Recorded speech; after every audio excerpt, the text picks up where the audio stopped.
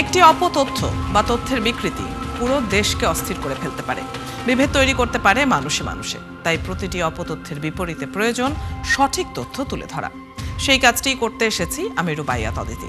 আমন্ত্রণ জানাচ্ছি rumour check নিয়ে ৭১-এর নিয়মিত আয়োজন ফেক নিউজ স্ক্যানারে। আজ আমাদের সাথে অতিথি হিসেবে থাকছেন বাংলাদেশ সুপ্রিম কোর্টের আইনজীবী ব্যারিস্টার সাজ্জাদ আলী চৌধুরী এবং থাকছেন প্রযুক্তি বিশ্লেষক মোবারক হোসেন। তাদের সাথে আলোচনায় যাব, তবে তার আগে দেখে নেব একটি প্রতিবেদন। যমুনা ঘেরাও করেছে সেনাবাহিনী। ৩ বাহিনীর প্রধান জোরপূর্বক যমুনায় প্রবেশ করেছে। অল্প কিছুক্ষণের মধ্যেই সুখবর আসছে ভিডিও কমেন্টে। এই শীর্ষক একটি দাবি সামাজিক যোগাযোগ মাধ্যমে ছড়িয়ে দেওয়া হয়েছে। মুহূর্তেই তা ভাইরাল, পরে ফ্যাক্ট চেক করে দেখা গেল এটি ছিল গুজব। অপরদিকে এইমাত্র ঢাকায় ভয়াবহ জঙ্গি হামলা এমন ক্যাপশনে একটি ভিডিও সামাজিক যোগাযোগ মাধ্যমে প্রচার করা হয়েছে। দেখা গেল এটাও ছিল অপতথ্য। দর্শক চলুন এমনই কয়েকটি ফ্যাক্ট চেক দেখে নিই। যমুনা ঘেরাও করেছে সেনাবাহিনী। ৩ বাহিনীর প্রধান জোরপূর্বক যমুনায় প্রবেশ করেছে। অল্প কিছুক্ষণের মধ্যেই সুখবর আসছে ভিডিও কমেন্টে। এই শীর্ষক একটি দাবি সামাজিক যোগাযোগ মাধ্যমে ছড়িয়ে দেওয়া হয়েছে। বাস্তবে এটি ছিল গুজব, কোনো তথ্য প্রমাণ পাওয়া যায়নি। অপরদিকে অনলাইনে দাবি করা হয়েছে ইউনুস এবং তাসলিমা বেগম যৌথভাবে নোবেল শান্তি পুরস্কার পেয়েছিলেন।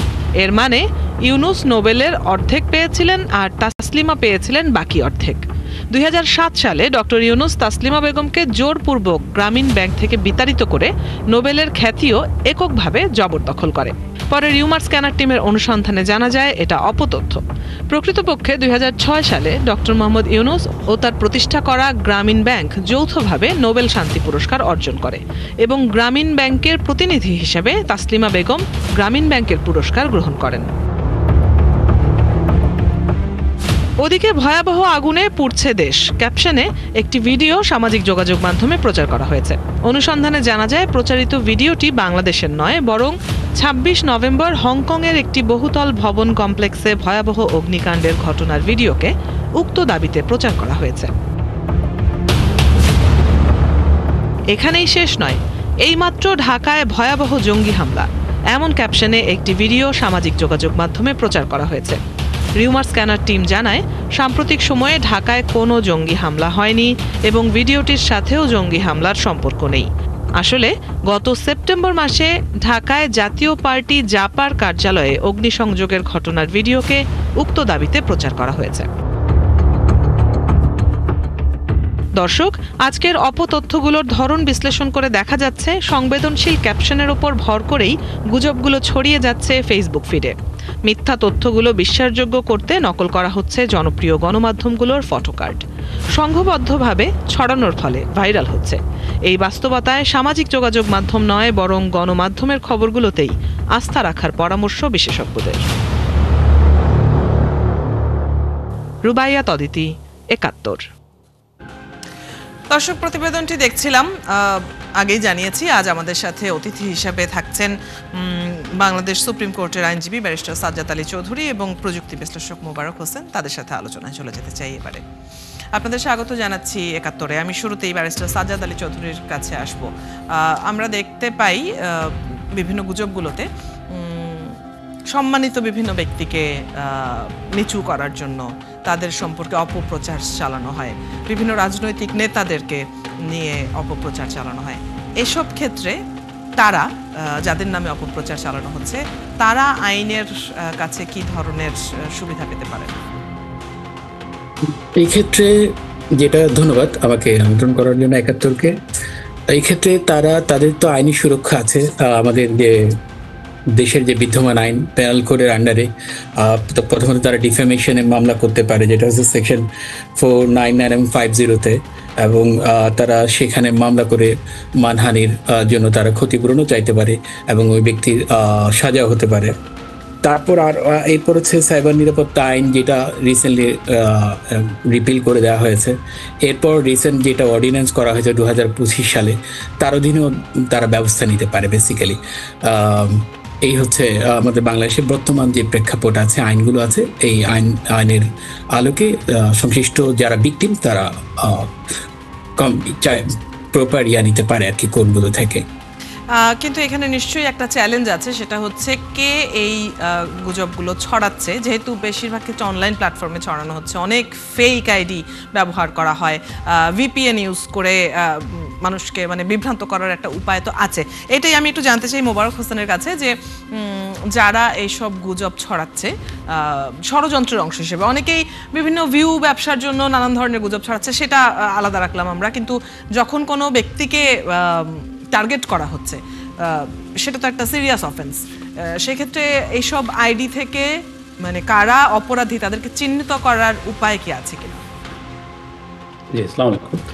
যে আপনি যেটা বলছিলেন যে এই যে চিহ্নিত মানে যে ব্যক্তিদের নিয়ে করা হয়, আমরা জাস্ট স্ট্যাটিস্টিক্স যদি দেখি যে জুলাই থেকে সেপ্টেম্বরে শনাক্ত হয়েছে 959টি অপতথ্য এবং গত 9 মাসে হয়েছে 2754টি অপতথ্য, এবং যে রাজনৈতিকভাবে হেয় করার জন্য যে অপতথ্যের যে পার্সেন্টেজ, এটা কিন্তু আসলে 69% বেড়েছে।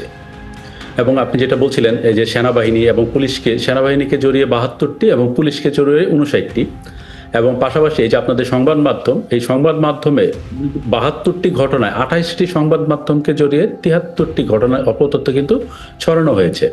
এবং এই ক্ষেত্রে এখন যেটা দেখা যাচ্ছে যে স্যার যেটা বললেন যে সাইবার সুরক্ষা অধ্যাদেশ, এই অধ্যাদেশের মধ্যে কিন্তু চমৎকার একটা আইন করা হয়েছে যে যেটার মধ্যে আপনি এই যে অনলাইন যে প্ল্যাটফর্মগুলি আছে, এই প্ল্যাটফর্মগুলিতে যদি আপনি মানে সাইবারের অপরাধ করেন তাহলে কিন্তু 5 বছরের জেল অথবা 50 লক্ষ টাকা জরিমানা করার বিধান রয়েছে। এখন আমাদের এখানে যে ইস্যুটা হচ্ছে, যেটা আপনি প্রশ্ন করলেন যে ডিজিটাল আইডেন্টিটি, যেই ফেক আইডিটা থেকে তৈরি করা হলো, তাকে সে যখন ওই ফেক আইডিটা দিয়ে ক্রাইম করে বের হয়ে গেল, তো তাকে কিন্তু আসলে ডিজিটালি আমরা কানেক্ট করা অথবা তাকে ডিটেক্ট করাটা কিন্তু আমাদের দেশের জন্য এখনো মানে প্রযুক্তিগতভাবে জিনিসটা এখনো কঠিন, কারণ আমাদের আসলে স্পেসিফিক আইডেন্টিটিটা পাওয়াটা খুব ডিফিকাল্ট। তো এবং দেখা যাচ্ছে হয়তো যারা এই আইডিগুলি তৈরি করছে তারা বাইরের দেশ থেকে ঢুকে আইডিটা তৈরি করলো এবং আইডিটা ক্রিয়েট করে তাকে এটা মানে একটা নিউজ ছড়িয়ে দিল এবং মুহূর্তের মধ্যে ভাইরাল হলো। আপনি তাকে ধরলেন, নিউজটা ছড়ানোর পরে তারা আইডিটা ব্লক করে দিলেন অথবা এই আইডিটা ব্লক করতে পারছেন না। তাহলে প্রসেসটা হচ্ছে কি যে আপনি যদি এটা ফেসবুকে ছড়ানো হয়, ফেসবুকে রিকোয়েস্ট করতে পারেন, অথবা যে স্যার যেটা বললেন আইনগতভাবে এটা এখন যে আইনটা করা হয়েছে, আপনাকে যদি এটা ব্লক করতে হয় তাহলে বিটিআরসির মাধ্যমে আপনি ব্লক করতে পারবেন।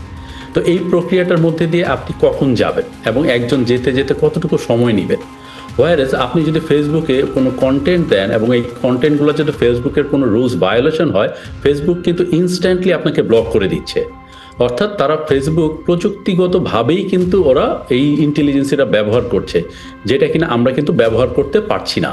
তো এই জায়গাগুলিতে এসে আমার মনে হয় যে আমরা যদি প্রযুক্তিগতভাবে উন্নত না হই অথবা আমরা যদি প্রযুক্তি ব্যবহার না করে প্রযুক্তির মানে যেই ক্রাইমগুলি আছে ঠেকানো আমাদের জন্য আসলে ম্যানুয়াল পদ্ধতিতে এটা একটু ডিফিকাল্ট বলে আমি মনে করি। এর জন্য আমরা যখন একটা প্রযুক্তি অ্যাডপ্ট করবো, এই প্রযুক্তিটাকে আমরা কি মানে যেমন আমি এখন স্মার্টফোন ব্যবহার করলে আমাকে জানতে হবে এটাকে কিভাবে আমি লক করছি অথবা এটাকে কিভাবে আমি প্রোটেক্ট করব, এই অংশটা না জেনে যদি আমাদের সাধারণ মানুষের হাতে কিন্তু এই প্রযুক্তিগুলো চলে যাচ্ছে, এবং দেখবেন এতে করে কিন্তু সাধারণ মানুষ সবচেয়ে বেশি বিভ্রান্ত হচ্ছে। এবং আপনি জানেন যে বাংলাদেশে প্রায় যেই 8 থেকে 11 কোটির মতো ইন্টারনেটের মতো ইউজার আছে, এবং এর কিন্তু বড় একটা অংশ তারা কিন্তু রিসেন্টলি অনলাইনে এসেছে। রিসেন্টলি বলতে আমি বলতে যাচ্ছি 3, 4, 5 বছর, কারণ আমাদের যে ইন্টারনেট কানেক্টেড যে গতি, এই গতিটা কিন্তু অল্প সময়ে কিন্তু অনেক বিস্তৃত হয়েছে, কিন্তু সাধারণ মানুষের যে নলেজটা, এই নলেজটা কিন্তু ওই আকারে বিস্তৃত হয় নাই। এবং আমাদের ডিজিটাল যে আইডেন্টিটি, আমাদের এনআইডি কার্ড বলেন অথবা অন্য যে আমরা যে ডিভাইস ব্যবহার করছি, এই আইডেন্টিটিগুলো কিন্তু এখনো খুব স্ট্রং না হওয়ার কারণে কিন্তু এই জায়গাগুলিতে কিন্তু আমাদের খুব একটা চ্যালেঞ্জ রয়ে গেছে। এবং আমাদের দেশে যেটা হচ্ছে যে প্রোটেকশনের ক্ষেত্রে আপনি যদি ফায়ারওয়াল অথবা অন্যান্য জায়গা থেকে যদি আপনি চিন্তা করেন, আমরা কিন্তু ডিজিটালিও যদি বাইরে থেকে ক্রাইমটা করা হয়, তাকে যে ধরে তাকে যে রিপোর্ট করবেন, এটাও কিন্তু আমাদের আসলে একটা সময় সাপেক্ষ ব্যাপার। এবং ম্যানুয়াল পদ্ধতিতে আপনি যদি প্রসেসটা ফলো করতে করতে আসলে সে কিন্তু ক্রাইমটা করে তার যে ক্ষতি করার, এই ক্ষতিটা করে কিন্তু সে আসলে খুব সহজে চলে যেতে পারছে আর কি। তো আমরা যেটা মনে করি যে যারা সচেতনতার কোনো বিকল্প নাই, এবং আমরা যে এই প্রতিকারের জায়গাটি নিয়ে নিশ্চয়ই আমরা আলোচনা করব। তবে আপনাদের দুজনকে অনুরোধ করব আমাদের সাথে থাকবার জন্য। একটা বিরতির সময় হয়েছে, বিরতিটা নিয়ে আপনাদের কাছেই ফিরছি আবার। দর্শক, আজকে এই আয়োজনে নিচ্ছে একটা ছোট্ট বিরতি, 71-এর সাথেই থাকুন। দর্শক, বিরতির পর আবারও আমন্ত্রণ জানাচ্ছি রিউমার চেক নিয়ে 71-এর নিয়মিত আয়োজন ফেক নিউজ স্ক্যানারে। আমাদের সাথে অতিথিরা আছেন, সরাসরি তাদের কাছেই চলে যেতে চাই। ব্যারিস্টার সাজ্জাদ আলী চৌধুরী, আপনার কাছে আসব। আমরা কথা বলছিলাম যে কি ধরনের আইনি সুরক্ষা পেতে পারে ভুক্তভোগীরা। এমন অনেক ক্ষেত্রে আমরা জানতে পেরেছি যে যে ছড়াচ্ছে এই অপতথ্যটি বা যেখান থেকে শুরুটা হয়েছে তিনি দেশের বাইরে অবস্থান করছেন, এরকম চিহ্নিত করা গেছে কিছু ক্ষেত্রে। তো যারা দেশের বাইরে বসে থেকে সামাজিক প্ল্যাটফর্ম ব্যবহার করে অপতথ্য ছড়াচ্ছে, সেটা কোনো দলের নামে হোক, কোনো রাজনৈতিক ব্যক্তির নামে হোক, দেশের নামে হোক, সেটার আসলে কি সমাধান হতে পারে, আইনি কি পদক্ষেপ নেওয়া যেতে পারে তার বিরুদ্ধে? সত্যি কথা, প্রথমে আমি বলেছিলাম এটা আসলে শুধু বাংলাদেশের সমস্যা নেই, একটা আন্তর্জাতিক সমস্যা, যেটা শুধু বাংলাদেশ ফেস করছে না, এই সমস্যাটা ফেস করছে সারা বিশ্ব। এবং সবগুলো দেশে কিন্তু এটা নিয়ে আলাদা আলাদা আইন আছে, প্রয়োগ বিধি আছে, কিন্তু তারপরে এই সমস্যাটা থেকে সমাধান করাটা বা সমাধান মানে এটা থেকে বের হয়ে আসাটা খুব টাফ। কারণ এটা হচ্ছে বাক স্বাধীনতার একটা নেগেটিভ দিক হচ্ছে এইভাবে করে রিউমার ছড়ানো বা ফেক নিউজ ছড়ানো, এটা একটা অন্যতম হাতিয়ার। এখন বাংলাদেশে একটা অফেন্স করছে, কিন্তু ব্যক্তি বসে আসছে দেশের বাইরে। এই জন্য একটু আগে জনাব মোবারক সাহেব যেটা বললেন যে সংশ্লিষ্ট যে মিডিয়ার মাধ্যমে যে প্ল্যাটফর্মের মাধ্যমে এটা বলা হচ্ছে, তো ওইটাকে ইনফর্ম করা, সেটা হচ্ছে প্রথম হাতিয়ার। দ্বিতীয়ত হচ্ছে বাংলাদেশে যেহেতু অফেন্সটা হচ্ছে, বাংলাদেশেই তার প্রথম মামলাটা করতে হবে। এবং সাবসিকুয়েন্টলি বাংলাদেশে যখন এটার একটা লিগ্যাল ভিত্তি দাঁড়িয়ে যাবে, কারণ এটা শুধু মামলা করার পর অনেকগুলি স্টেপ আছে, কগনাইজেন্স নেওয়া, ইনকোয়ারি হওয়া, চার্জশিট হওয়া, এবং শুধু তাই না, এটা যেহেতু একটা অনলাইন প্ল্যাটফর্মে একটা অফেন্স হয়েছে, যার কারণে এটার কিছু সিআইডি বা কিছু স্পেসিফিক প্রতিষ্ঠান আছে যারা এটার ব্যাপারে ইনকোয়ারি করতে পারে। এই ইনকোয়ারিটা করার পরে যখন ট্রায়ালে যাবে, ট্রায়ালে যদি যখন সে যদি দোষী প্রমাণিত হয়, তাহলে সেটার ভিত্তিতে যেই ভদ্রলোক বাইরে বসে অফেন্সটা করেছেন তাকে এই আইনের আওতায় সেই সংশ্লিষ্ট দেশকে সেটা পাঠিয়ে তাকে এই আইনের আওতায় সাজা দেওয়ার জন্য যথাযথ ব্যবস্থা নেওয়া যেতে পারে। এটা হচ্ছে বেসিক্যালি প্রপার মাধ্যম। তারপরও বেসিক্যালি যেহেতু এই সমস্যাটা সবাই ফেস করছে, এখন সবগুলো দেশ আইন প্রয়োগের সাথে সাথে তারা যেটা করছে, সোশ্যাল মিডিয়াগুলো কন্ট্রোল করছে কিভাবে করে, তারা ফ্যাক্ট চেক করছে, সাথে সাথে জনসচেতনতা বৃদ্ধি করছে। কারণ জনসচেতনতা বৃদ্ধি না করলে এই সমস্যাটা বেসিক্যালি আইনে যতই কাভার দেওয়া হোক, কিন্তু এটা সলভ করাটা খুব ডিফিকাল্ট হয়ে যাবে। যার কারণে জনসচেতনতাই সবার কাছে এখন মুখ্য বিষয় হয়েছে, কারণ হচ্ছে প্রিভেনশন ইজ বেটার দেন কিউর। এবং যার কারণে একটা জিনিস দেখবেন, এটা কিন্তু একটা মানসিক সমস্যা। যারা এই জিনিসটা ছড়াচ্ছেন তারা কিন্তু এটাকে সাইকোলজিক্যাল মানসিকভাবে অসুস্থ এই লোকগুলো, এবং এটা করে তারা মজা পায় এবং তারা আনন্দ পায়। যার কারণে যে লোকগুলো এটা করছে, দেখতে হবে যে তারা সাইকোলজিক্যালি বিভিন্নভাবে এফেক্টেড, এবং এই মজা নেওয়ার কারণে তাদের এই লোকগুলো থেকে এই সমস্যাটাকে সমাধান করতে গেলে আমাদেরকে তাকাতে হবে যে আইনের সাথে সাথে জনসচেতনতাটাই বাড়াতে হবে। এবং দেখবেন এই লোকগুলো যখন একটা জিনিস ছড়ায়, আপনি যে বললেন যে এটা তারা বিভিন্ন সংবাদ মাধ্যমের লগো ইউজ করছে, সাথে তারা যেটা ইউজ করছে সংশ্লিষ্ট যে ঘটনাটা বা এলিমেন্টসটা বস্তুটা ছড়াচ্ছে, সেটার জন্য স্পেসিফিক টাইমিংটা তারা খেয়াল করছে, কোন সময় ছড়াবে এবং সময়ে কোন বিষয়টা এখন মানুষজন এটাকে গ্রহণ করবে, সেই জিনিসটাও তারা এটা খেয়াল করে। শুধু তাই না, তারা যেটা করছে, এটা সিমultaneously যখন একটা জিনিস ছড়ায়, গ্রুপ আকারে এটা সমাজে ছড়িয়ে দিচ্ছে, পোস্ট করছে এবং শেয়ার করছে, এটা একটা গ্রুপ ওয়াইজ কাজটা করছে। যার কারণে এই জিনিসটা আমাদের মূল কাজ, আমাদের চোখেও বেশি পড়ছে, ভাইরালও বেশি হচ্ছে। তবে আপনি আইনের যে উপায়গুলো বললেন সেগুলো বেশ লং প্রসিডিওর, এগুলো তো আসলে মানে কে এতদিন মামলা চালাবে এই একটা অপপ্রচারের জন্য, সেটাও একটা বিষয়। তবে সচেতনতার কথা বলছিলেন, সেটি আসলে মোবারক হোসেনও তুলেছিলেন কথাটি, সচেতনতার বিষয়টি। এবং এখন যে পরিমাণ খুব সহজেই বোধহয় নকল তথ্য তৈরি করা যায়, এআই অনেক উন্নত হয়েছে, মানুষের হাতের নাগালে চলে এসেছে। সেক্ষেত্রে আমি একটু জানতে চাই মোবারক হোসেন, এআই ব্যবহার করে যে ধরনের অপপ্রচার চালানো হচ্ছে, ভিডিও বানানো হচ্ছে, কিংবা কোনো ভিডিওকে এডিট করা হচ্ছে এত নিখুঁতভাবে, সূক্ষ্মভাবে, এই জায়গাটিতে আমাদের দেশে যারা ফ্যাক্ট চেক করছেন বা এই কাজের সাথে যারা জড়িত, তাদেরকে বেগ পেতে হয় কিনা? জি, বা তাদেরকে কিছুটা ব্রেক পেতে হয়, কিন্তু পাশাপাশি এখন কিন্তু বেশ কিছু টুলস, ইভেন কি গুগল অথবা এরা কিন্তু বিভিন্ন টুলস তৈরি করছে, যেখানে আপনি খুব সহজেই ভিডিওটা দিলে তারা বলে দিবে এটা কি এআই জেনারেটেড কিনা। এবং এই ধরনের টুলসগুলো আছে দিয়ে আপনি খুব সহজেই তৈরি করতে মানে আপনি বুঝে ফেলতে পারবেন যে এটা। বাট আমাদের নতুন যে সাইবার সুরক্ষা অধ্যাদেশ 2025 যেটা করা হয়েছে, এখানে খুব ইম্পর্ট্যান্ট একটা জিনিস কিন্তু সুন্দরভাবে অ্যাড করা হয়েছে, যে আপনি একটা অপতথ্য যদি ছড়ানো হয় এবং আপনি যদি সেটা শেয়ার করেন, তাহলে কিন্তু আপনি একই ধরনের যেই জরিমানা আছে সেই জরিমানাটা কিন্তু আপনাকে ভোগ করতে হচ্ছে। এই যে মেসেজটা, এই মেসেজটা কিন্তু আমরা জানি না।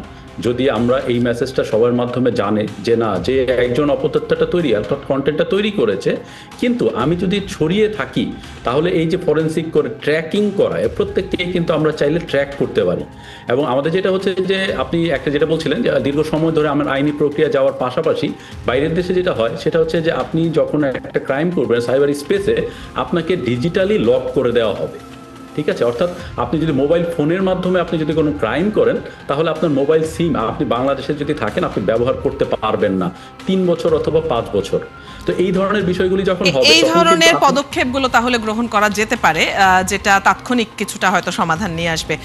দুজনকেই অনেক ধন্যবাদ আজকে আমাদের সাথে যুক্ত হওয়ার জন্য। আপনাদের বক্তব্য, আপনাদের পরামর্শ আমরা শুনছিলাম, গুরুত্বপূর্ণ এই বিষয়ে। ধন্যবাদ আমাদেরকে সময় দেওয়ার জন্য। দর্শক, আমাদের সাথে বাংলাদেশ সুপ্রিম কোর্টের আইনজীবী ব্যারিস্টার সাজ্জাদ আলী চৌধুরী এবং প্রযুক্তি বিশ্লেষক মোবারক হোসেন যুক্ত ছিলেন এতক্ষণ। আপনারা আছেন ফ্যাক্ট চেক নিয়ে ৭১-এর নিয়মিত আয়োজন ফেক নিউজ স্ক্যানারে।